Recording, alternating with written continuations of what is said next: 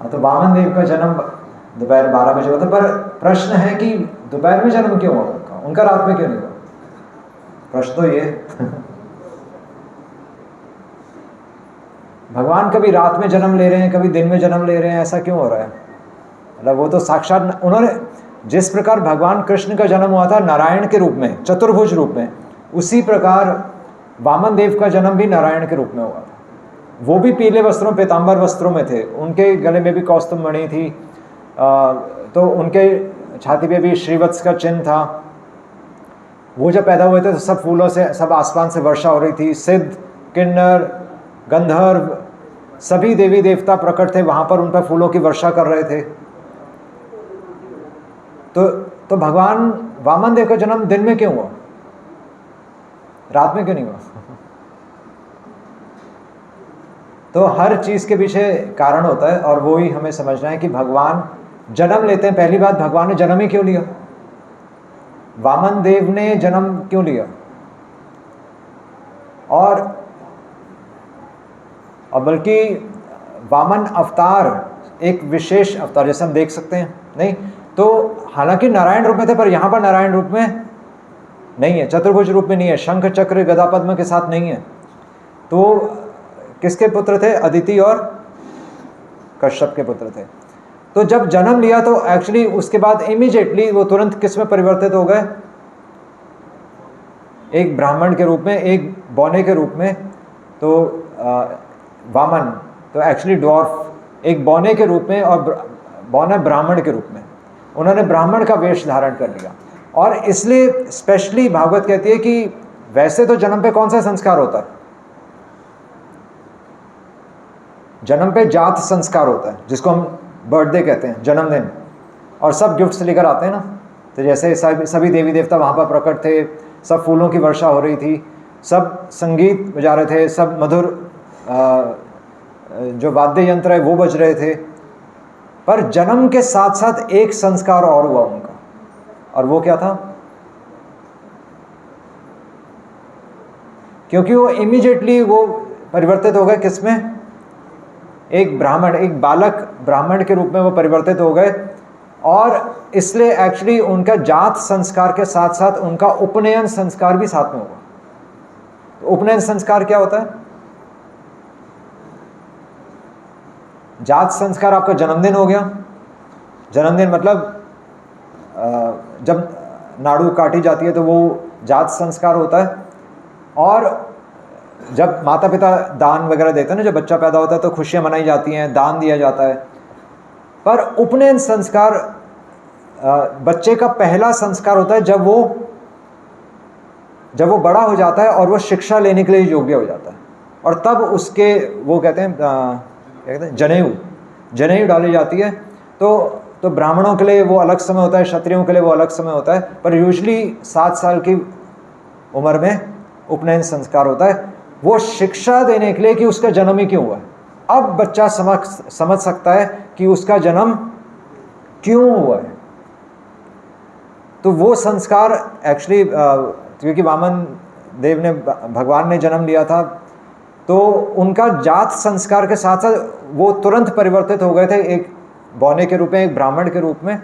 और इसलिए उनका जात संस्कार के साथ उपनयन संस्कार साथ में हुआ। और क्योंकि उपनयन संस्कार हुआ तो उनको गिफ्ट्स कौन कौन से मिले? तो आप देख सकते हैं, मैंने जानबूझ के ये तस्वीर यहाँ पर लगाई है क्योंकि ये जो उनका जो रूप देख रहे हैं, उनके हाथ में छतरी है, उनके हाथ में कमंडल है ना। और उन्होंने बल्कि तो कुशा घास वो कमर पे बांधी हुई है, बेल्ट होती है उनकी, और कॉपिन में है। तो ये एक विशेष उनका रूप था। पर ये मज़े की बात है कि ये भी एक्चुअली कौन दे रहा है? ये कौन दे रहा है? देवी देवता सब। तो यहाँ पर आ रहा है कि एक्चुअली कौन दे रहा है? तो सूर्यदेव ने वहाँ पर गायत्री चांट किया। सूर्यदेव, बृहस्पति, सारे देवी देवता, उनको कोई कमंडल दे रहा है, कोई उनको कुशाग्रास दे रहा है, और तो कोई इन्हें वस्त्र दे रहा है कॉपिन बनाने के लिए। तो मज़े की बात यह है कि उन्हें ये गिफ्ट्स मिल रहे हैं, पर इससे हमें पता चलता है कि वामन भगवान ने जब जन्म लिया तो एक्चुअली सभी देवी देवताओं को पता था कि उन्होंने जन्म क्यों लिया, क्योंकि वहाँ पर कोई उस परिस्थिति में सब उनको कुछ चीज़ें दे रहे हैं जो कि उनके लक्ष्य में, उनके काम में आएंगी, है ना। एक ब्राह्मण कैसे, तो एक्चुअली जब उन्हें ये सब गिफ्ट्स मिले तो उसके तुरंत बाद वो मध्याह्न का समय था, 12 बज रहे थे, और 12 बजे फिर उन्होंने क्या किया, उन्होंने तुरंत अपना चेहरा दूसरी तरफ किया और उनको पता था कि दूसरी तरफ उत्तर दिशा में बलि महाराज कौन सा यज्ञ कर रहे हैं, अश्वमेध यज्ञ कर रहे हैं, और उन्हें पता था कि उन्होंने जन्म क्यों लिया। वो तुरंत निकल गए किस दिशा में, जिस दिशा में बलि महाराज यज्ञ कर रहे, जन्म लेती, मतलब उन्होंने कोई बाल लीला नहीं की, उनको पता था कि मैंने जन्म क्यों लिया।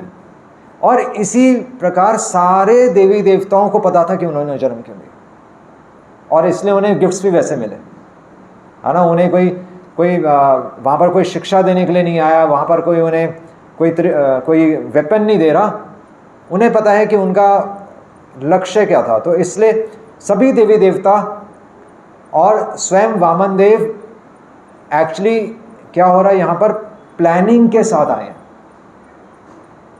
और ये प्लानिंग किसकी है? ये प्लानिंग भगवान कर रहे हैं कि मैं अब अवतार लूँगा। और भगवान, ये बहुत ही एक सुंदर भगवान का ये दृष्टांत है कि जो ये सेक्शन आप श्रीमद् भागवतम में पढ़ सकते हैं कि बहुत सुंदर तरीके से भगवान आचार्य डिस्कस कर रहे हैं कि भगवान ने अवतार क्यों लिया। तो एक्चुअली कोई बता सकता है भगवान ने अवतार क्यों लिया, भगवान ने वामन रूप क्यों लिया, या दूसरे शब्दों में किसके लिए लिया? हाँ, राजा बलि के लिए। और तो बलि महाराज, और सबको पता है वो स्टोरी जो वामन देव की है। तो बलि महाराज कौन थे? हाँ, प्रहलाद महाराज के पोते।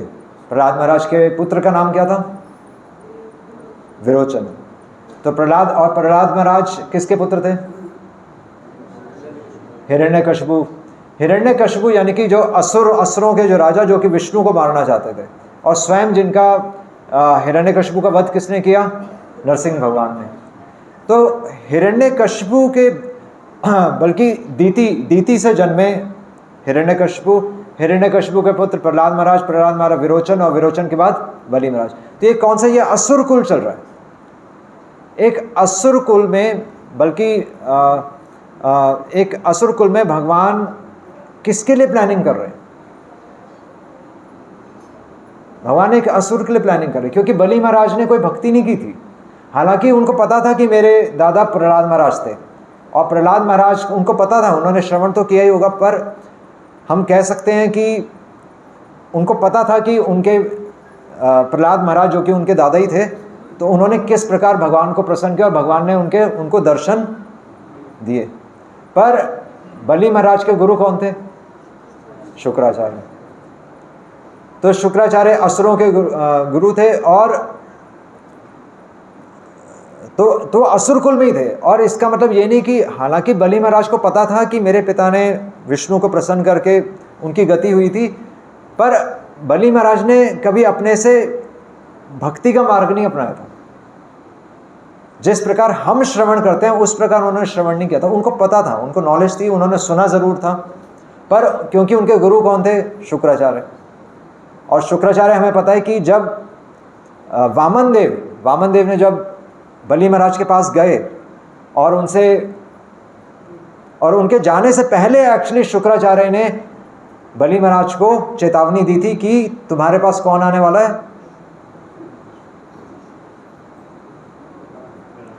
हाँ, तो शुक्राचार्य ने चेतावनी दी थी कि विष्णु तुम्हें छल से तुम्हारा सब कुछ तुम्हारा लूट लेगा। और वो एक ब्राह्मण के रूप में आएगा, पर तुम उस छल में मत आना। पर बलि महाराज तो हालांकि बलि महाराज तो मतलब वो असुर कुल में ही थे और उनका कर्तव्य था गुरु की बात मानना। पर उनको ये भी पता था कि जब बलि महाराज ने कहा कि विष्णु तुम्हें छल करने के लिए आ रहा है, तो बलि महाराज को क्या समझ में आया कि स्वयं विष्णु ही आ रहे हैं। और शास्त्रों में लिखा है कि वह गुरु नहीं है जो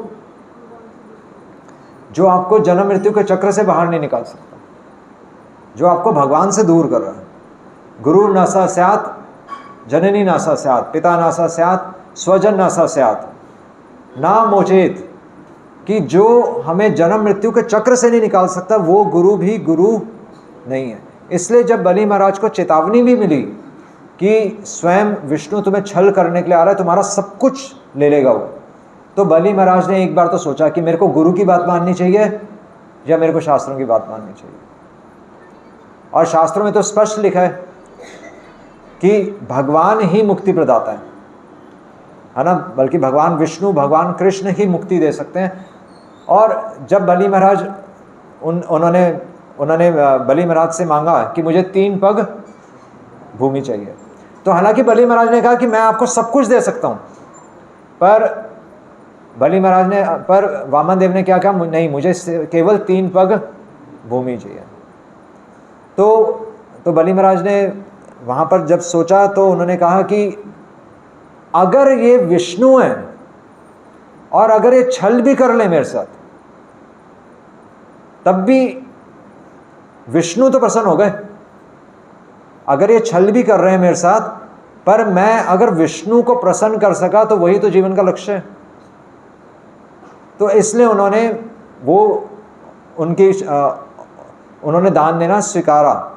और तब फिर वामन देव ने अपना विस्तार किया और 2 पग में उन्होंने पूरी धरती और पूरा आकाश कवर कर लिया। और तीसरा पैर फिर रह गया। जब उनका तीसरा कदम लेना था तो वामन देव देख रहे हैं कि मैं तीसरा पैर कहाँ पर रखूँ। तब बलि महाराज सोच रहे थे, बलि महाराज एक्चुअली तब तो वो विचार में पड़ गए और उन्होंने कहा कि कुछ भी हो जाए, चाहे मैं नरक चला जाऊं, पर मेरे कहे हुए वचन झूठे नहीं होने चाहिए। मतलब जहाँ तक उनको असुरों में भी इतनी शिक्षा होती है कि अगर जो उन्होंने बात बोल दी तो वो व्यर्थ में झूठ नहीं बोलते। ये असुरों के अंदर भी गुण होता है जो आज हमारे अंदर नहीं है। तो उनको था कि चाहे मैं नरक भी चला जाऊं, चाहे मेरा सब कुछ चला जाए, पर मेरी बात झूठी नहीं होनी चाहिए। मैंने अगर वचन दिया है तो मेरे को उसे निभाना है। और उन्होंने, हालांकि भगवान ने उनको बंदी भी बना लिया कि मैं तीसरा पैर कहाँ पर रखूं, और वरुण देव से उनको बांध लिया, पर बलि महाराज ने तब अपना सर उनके आगे झुका लिया। उन्होंने कहा कि नहीं, अगर मुझे अपना सर किसी के आगे झुकाना चाहिए तो विष्णु के आगे झुकाना चाहिए। और तब उन्होंने एक्चुअली अपने गुरु को रिजेक्ट कर, वो तो गुरु को उन्होंने, गुरु की बात ना मानकर उन्होंने विष्णु की सेवा कर दी। तो ये एक बहुत अच्छा शिक्षा है शास्त्रों में। भागवत एक शिक्षा देती है कि जो लौकिक दृष्टि में, जो शास्त्रिक दृष्टि में जो हमारे पूजनीय हैं, गुरु न स स्यात्, गुरु स्वजन, हमारे परिवार के सदस्य, गुरु स्वजन, पिता, जननी, माता पिता, देवी देवता भी जो हमारे पूजनीय हैं, अगर वो हमें जन्म मृत्यु के चक्र से बाहर नहीं निकाल रहे तो आप उन्हें रिजेक्ट कर सकते हो। तो बलि महाराज ने ये शिक्षा अपने जीवन से दी कि लौकिक धर्म और शास्त्रीय धर्म से ऊपर क्या है, कि मनुष्य का जन्म ही क्यों हुआ है, उसी को बोलते हैं उपनयन संस्कार। कि ये हम कभी ना भूलें। इसलिए बच्चा जब पैदा होता है, पैदा होने के जब पहली बार उसके हाथ में तो मोबाइल फ़ोन नहीं मिलना चाहिए। वो वहाँ से कोई संस्कार नहीं है, वहाँ से तो गलत संस्कार आ रहे हैं। पहला संस्कार है कि जन्म क्यों हुआ है, विष्णु की प्रसन्नता के लिए।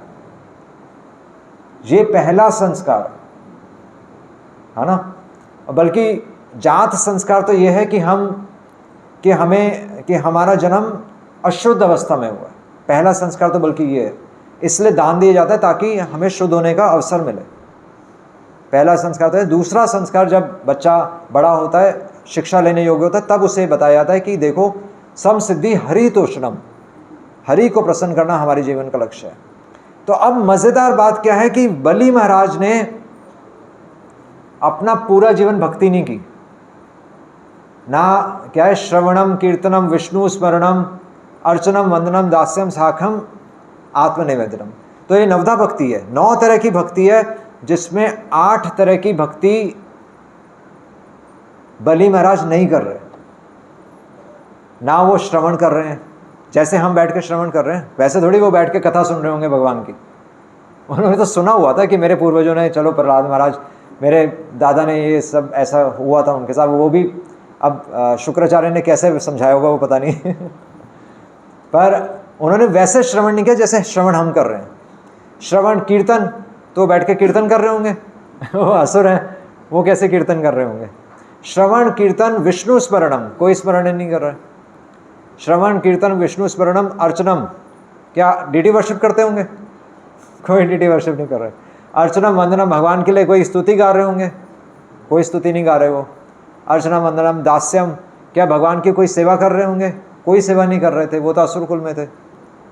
अर्चनम वंदनम दास्यम साख्यम, कुछ नहीं किया, पर एक चीज उन्होंने कर दी। क्या की? हाँ, आत्मनिवेदनम।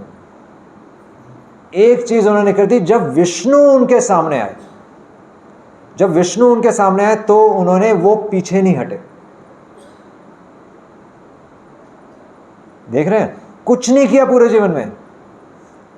उनकी केवल एक योग्यता थी, कोई बताएगा? भगवान ने वामन अवतार लिया ही क्यों? भगवान ने वामन अवतार क्यों लिया? भगवान की क्या प्लानिंग थी? क्या प्लानिंग थी?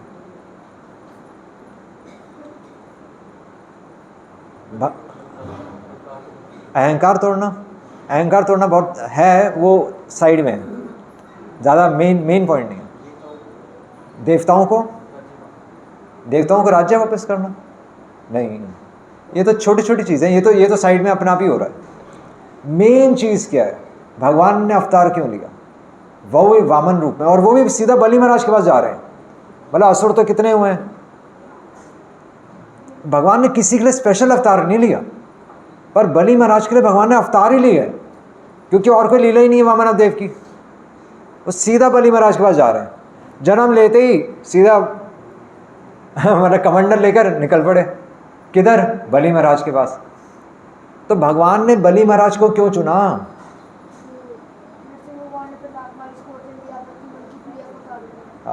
ये इंटेलिजेंट आंसर है। क्योंकि भगवान ने वचन दिया था किसको? प्रहलाद महाराज को कहा था कि मैं तुम्हारी 21 पीढ़ियां आगे पीछे तार दूं। तो भगवान की जिम्मेदारी है कि भगवान अपने भक्त के परिवार का ख्याल रखते हैं। एक भक्त को अपने परिवार के लिए, श्रील प्रभुपाद लिख रहे हैं, एक भक्त को अपने परिवार के बारे में चिंता नहीं करनी चाहिए। चिंता तो वो करें जिनका कोई नाथ नहीं है, जो अनाथ हैं। भक्त के तो नाथ हैं, वो सनाथ हैं। विश्वनाथ चक्रवर्ती ठाकुर लिख रहे हैं कि भक्त के नाथ हैं, भक्त सनाथ होता है, भक्त अनाथ नहीं होता। और जो जिसके ऊपर स्वामी का हाथ है, उसको अपने परिवार के बारे में क्या चिंता करने की जरूरत है? उसको केवल भगवान का नाम लेना चाहिए, है ना। इसलिए भगवान ने प्लानिंग किसके लिए की? भगवान ने, बलि महाराज खुद कह रहे हैं कि मेरी तो कोई योग्यता नहीं है।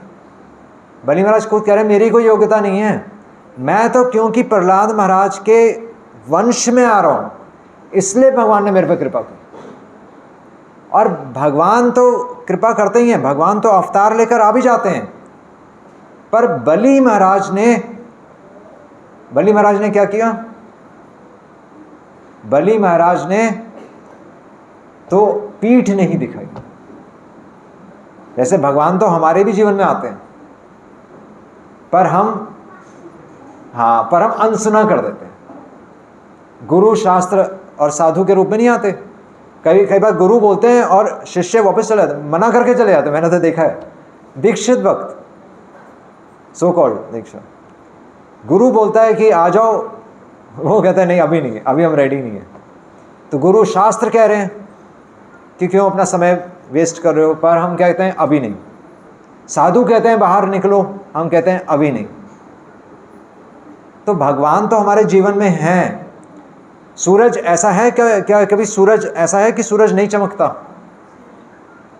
ऐसा है? जब सूरज हर किसी के लिए बराबर है, तो उसी प्रकार भगवान भी हर किसी के लिए बराबर है। बट बलि महाराज ने पीठ नहीं दिखाई, इसीलिए बलि महाराज का उदाहरण किस में आता है? आत्मनिवेदन।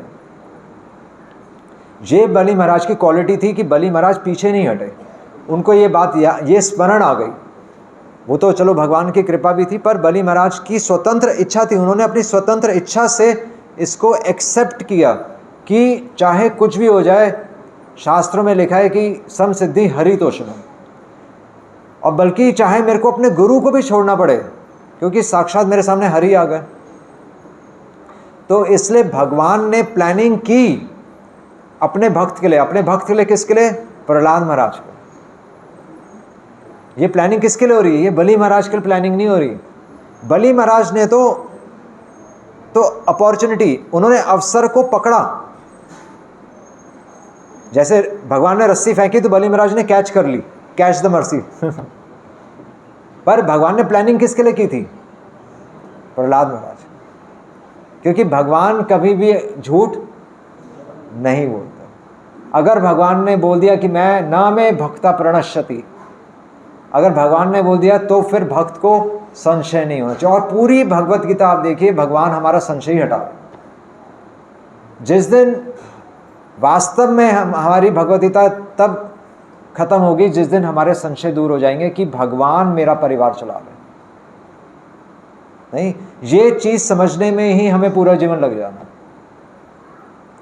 और बल्कि अपने परिवार चलाने के लिए हम कितना अधर्म नहीं करते। यहाँ तो बलि महाराज सोच रहे हैं कि मेरी बात झूठी ना हो जाए। बल्कि बलि महाराज को छोड़िए, जरासंध को भी पता था कि कृष्ण, बलराम और भीम मेरे सामने वेश बदल कर आए हैं, पर जरासंध भी पीछे नहीं हटा, वो भी असुर था। दुर्योधन ने 5 तीर देने से मना नहीं किया। अर्जुन जो आई थिंक किसने रखवाए थे? भीष्म पितामह से जो दुर्योधन ने लिया था 5 तीर, जिनसे पांडवों का वध हो सकता था, वो दुर्योधन ने अपने पास संभाल कर रखे थे कि इनको मैं कल यूज करूंगा और पांडवों को मार सकता हूं। अर्जुन ने जाकर वो तीर मांग लिए और दुर्योधन ने मना नहीं किया। तो ये इसको कहते हैं, इसको क्या कहते हैं? इसको कहते हैं वास्तव में कुछ होना। मतलब हमारा अस्तित्व तब होता है जब हम सत्य बोलते हैं। मतलब असुर भी सत्य बोलते हैं। असुर डंके की चोट पे कहते हैं अगर विष्णु को मारना है तो मारना है। मतलब आगे कुछ और पीछे कुछ नहीं होते वो। बल्कि दुर्योधन, भीष्म पितामह, ये सब क्या है? ये सब तो मतलब सेना के प्रमुख बनकर सबसे आगे फाइट कर रहे थे। ये अपनी सेना को आदेश थोड़ी दे रहे थे कि जाकर फाइट करो। मतलब अगर बच गए तो बच गए, मरने हो तो मतलब मैं बचा रहूँगा, ऐसे नहीं सोचते थे। एक क्षत्रिय होता है कि या तो वो जिएगा, या तो वो जीतेगा, या वो मरकर आएगा। मतलब इतने अच्छे संस्कार थे पहले। और आज क्या है? आजकल हम छोटी छोटी बात पे झूठ बोल देते हैं। मतलब छोटी छोटी बात क्या, मतलब हम चलो एक साधारण व्यक्ति के लिए क्या बोलें, मंदिर में भी आकर लोग झूठ बोल जाते हैं। तो फिर भगवान कहाँ से प्राप्त होंगे? कम से कम अपने आप में इतना विश्वास तो होना चाहिए कि भगवान हैं। इन सबको विश्वास है भगवान है। एक्चुअली असुरों को विश्वास है कि भगवान है, तभी तो संस्कार मान रहे हैं। पर चलो वो कह रहे हैं कि मैं भगवान बन जाऊंगा। ये उनके अंदर थोड़ा सा वो है, पर इतना तो उनको विश्वास है कि भगवान है। पर हम ना इधर के ना उधर के हम त्रिशंकु की तरह हैं कि यहाँ तो भगवान है पर मंदिर से बाहर निकलते ही हम भगवान हैं। तो ऐसा नहीं है। ये इसलिए ये जो भगवान ने अवतार क्यों लिया, ये भगवान अवतार लेते हैं ताकि हमारा विश्वास, भगवान दिखा रहे हैं कि मैं कभी भूलता नहीं। अगर मेरे भक्त ने मेरे लिए कुछ किया, अगर प्रहलाद महाराज ने मेरा स्मरण किया है तो चलो मैं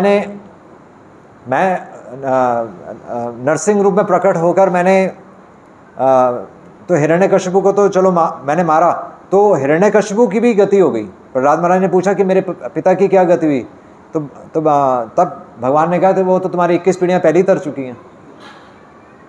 पर फिर भी भगवान, मतलब उसके बाद भी भगवान ये एंश्योर कर रहे हैं, भगवान ये एंश्योर को कैसे बोलेंगे, भगवान ये पक्का कर रहे हैं कि बलि महाराज कहीं रह ना जाए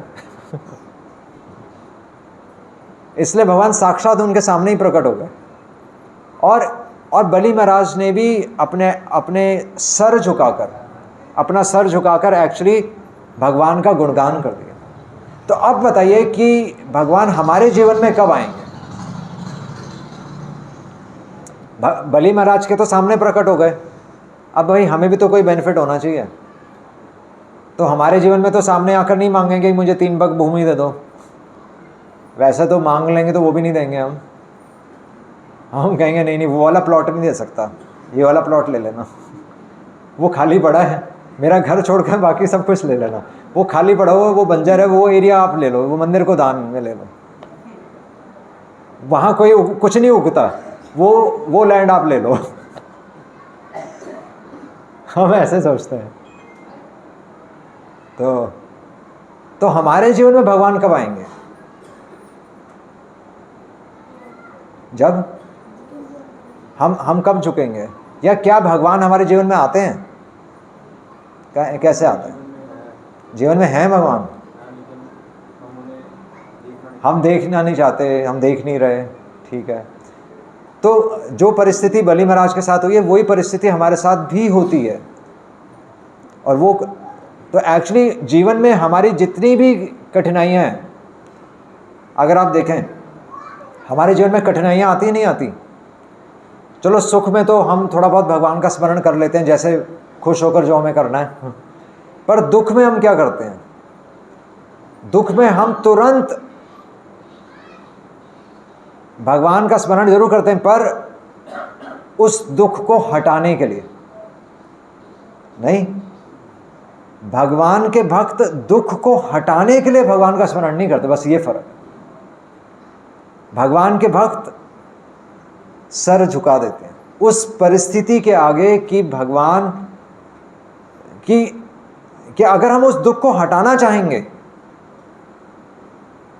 तो यानी कि भगवान मेरे साथ कुछ गलत कर रहे हैं, पर दुख के माध्यम से भगवान हमारी मदद कर रहे हैं। एक्चुअली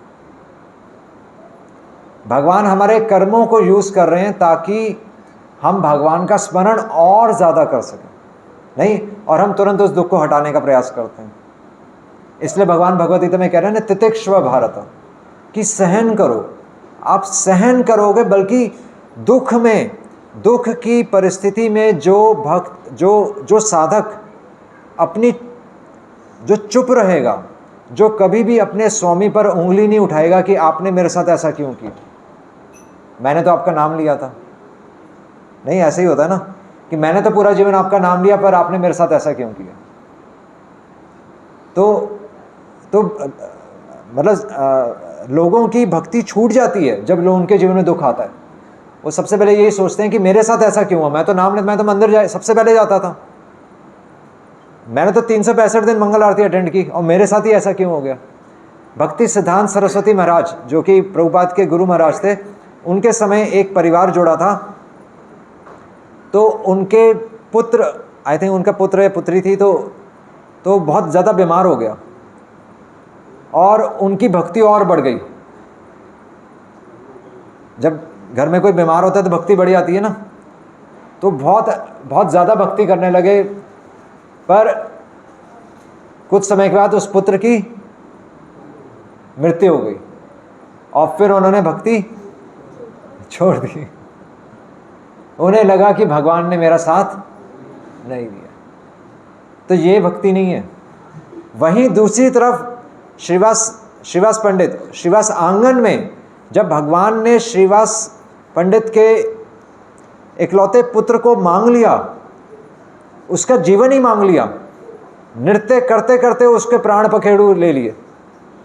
जहां भगवान उनके आंगन में नृत्य कर रहे हैं और उनके पुत्र के प्राण ले लिए, युवा पुत्र के। तो श्रीवास पंडित जरा भी घबराए नहीं। उन्होंने कहा कुछ भी हो जाए भगवान का कीर्तन नहीं रुकना चाहिए, रोने की आवाज तक नहीं आनी चाहिए। इसको कहते हैं आत्मनिवेदन। मतलब ये भक्त दिखा रहे हैं कि हमें परिस्थिति, चलो हमारे साथ तो इतनी बड़ी परिस्थिति नहीं आएगी, ना भगवान हमारे सामने आएंगे, पर छोटी छोटी चीज़ों में हम इसको प्रैक्टिस कर सकते हैं। जीवन का सुख दुख में हर क्षण में हमें भगवान का स्मरण इसी तरीके से आएगा, क्योंकि दुख तो हर क्षण हमारे जीवन में आता ही है। उस दुख में भगवान का स्मरण करने का तरीका ही यही है कि भगवान मुझे कुछ सिखा रहे हैं, उस दुख को हटाने का प्रयास मत करना। ये मतलब हमें शिक्षा मिल रही है। हालांकि हम अपना पूरा प्रयास करेंगे कि मेरे जीवन में दुख हट जाए, बल्कि तो मेरे को एक भक्त ने स्टोरी सुनाई थी। तो सुकुबाई पता है किसी को? सुकुबाई नहीं पता? पंढरपुर जानते हैं कोई? तो पंढरपुर में कौन है वहाँ पर? विठल जी है ना। तो पंढरपुर में एक्चुअली वहाँ पर एक भक्त थी उनकी सुकुबाई। वो तो कोई शास्त्र वास्त्र नहीं जानती थी, तो एक सरल से परिवार में थी, पर उनकी जो सासू माँ थी वो उन्हें परेशान करती थी। और वो तो भगवान की भक्त थी, वो तो हमेशा विठल हमेशा भगवान का नाम ही लेती थी, हर क्षण भगवान का नाम लेती थी। तो घर वाले परेशान हो जाते हैं कई बार कि इतना नाम लेती है तो उनको भगवान का नाम लेने नहीं दिया जाता था। और यहाँ तक हो गया कि एक बार विठल जी के दर्शन करने के लिए उनको जाना था, तो उनको बांध दिया, उनको खम्भे से बांध दिया कि वहाँ पर मेला लगता है जब विठल जी का वहाँ पर स्पेशल डेज होते हैं। तो घर के सारे लोग वहाँ पर गए और उनको बांध दिया कि तुम भगवान के दर्शन करने नहीं जा सकते। तो तब एक्चुअली भगवान ने, अब देखा जाए तो भगवान कैसे मदद करते हैं? भगवान एक्चुअली सुकुबाई के पास आए, और सुकुबाई के पास आए और उन्होंने क्या किया, और एक्चुअली वो खुद सुकुबाई की जगह बंद गए और सुकुबाई को छोड़ दिया। उन्होंने बोला तुम जाओ। वो खुद सुकुबाई बन गए। और यहाँ तक हुआ कि जब सुकुबाई वहाँ गई, भगवान के उन्होंने मतलब भगवान ने उनको वहाँ पर जो विग्रह हैं उनके दर्शन के लिए भेजा। तो वहाँ पर जब सुकुबाई गई तो सुकुबाई ने अपने प्राण वहीं पर छोड़ दिए। और यहाँ पर भगवान सुकुबाई के रूप में बंधे हुए हैं। और यहाँ पर जब घर वाले वापस आए तो एक्चुअली वो तो यहाँ तो पीछे से मतलब उनको शायद बांध दिया था, एक कमरे के अंदर बंद कर दिया। तो वो घर के सारे काम कर रही थी, भगवान सुकुबाई बनकर घर के सारे काम कर रहे हैं। तो जब घर वाले वापस आए तो वो अचंभे में रह गए कि ये सुकुबाई के हृदय में परिवर्तन आ गया, ये कैसे हमें इतना आकर्षित क्यों कर रही हैं, क्योंकि वो तो स्वयं भगवान ही थे।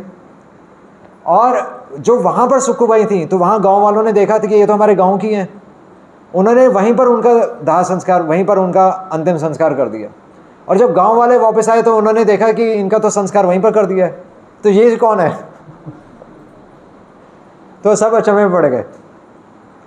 तो तब भगवान ने, तब एक्चुअली उसके बाद क्या हुआ कि उसके बाद लोग परेशान करने लगे। जो भगवान सुकुबाई बनकर यहाँ पर घर के काम कर रहे थे, तो लोग उनको भूत मानने लगे और उनको फिर उनको तरह तरह से उनको ताड़न करने लगे, उनको मारने लगे कि ये भूत है, निकल भाग यहाँ से। पर भगवान वहाँ से हिले नहीं। भगवान ने एक्चुअली तब भगवान ने तब एक्चुअली सुखबाई फिर वापस सुखबाई के प्राण वापस आए और सुखबाई ने वहाँ पर मतलब भगवान ने वहाँ पर सुखबाई के माध्यम से वहाँ पर प्रकट किया कि साक्षात भगवान ने आकर सुखबाई की मदद की। तो भगवान ये होते हैं, ये कुछ ज़्यादा पुरानी बात नहीं है, ये कुछ 100 वर्ष मतलब कुछ 300-400 वर्ष पुरानी बातें हैं ये नहीं। तो मतलब भगवान तो यहाँ तक करते हैं। ये सब बातें हमें लग सकता है कि कहानियाँ हैं, बट हमें कभी ना कभी जीवन में कभी ना कभी ऐसी घटनाएं होती हैं कि जो हमारी कल्पना में नहीं होती पर हमारे साथ हो जाती हैं। तो वो कोई और नहीं, वो साक्षात भगवान मदद करते हैं। तो ये तो स्वयं प्रहलाद महाराज के वंश में ही है, बलि महाराज।